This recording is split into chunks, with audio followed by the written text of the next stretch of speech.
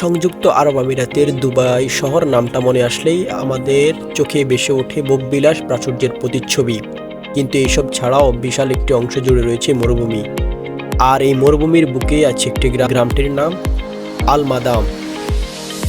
আসলে কি তাই? রহস্যময় এক গ্রাম আল মাদাম। আজ আমরা সেই আল মাদাম সম্পর্কেই জানব বিস্তারিত। চলুন দেখে যাওয়া যাক।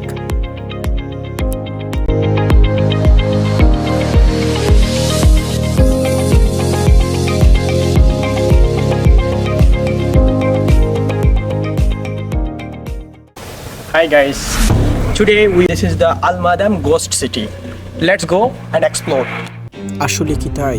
রহস্যময় এক গ্রাম আল মাদাম। স্থানীয়রা গ্রামটির নাম দিয়েছে ভূতের গ্রাম বা গোস্ট টাউন।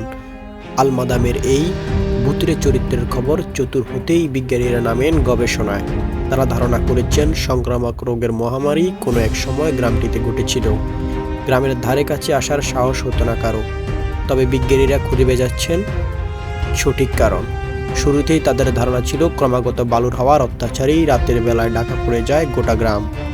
বালুর ঝড়ের কারণেই বালুর তলায় চাপা পড়ে যায় আল মাদাম। ধোপে টেকেনি সে যুক্তিও। রাতের বেলায় চাপা পড়ে গেলেও দিনের বেলায় কিভাবে এত দ্রুত সরে যায় বালি? এই প্রশ্ন ছিল সবারই।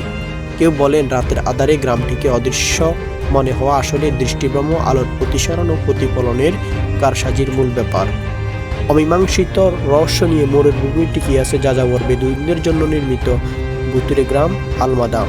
স্থানীয়দের দাবি 1970 সালের আশেপাশেই গ্রামটি সৃষ্টি হয়েছিল। ছিল আল কুতুবিয়ান সম্প্রদায়ের বাস। আল মাদামের রহস্য চরিত্র আকৃষ্ট করে ভ্রমণপ্রিয় পর্যটকদের। একদিন নিশ্চয়ই খুলবে রহস্যের জট। তখন হয়তো জানা যাবে আসলে কিভাবে হারিয়ে যায় রাতের আল মাদাম।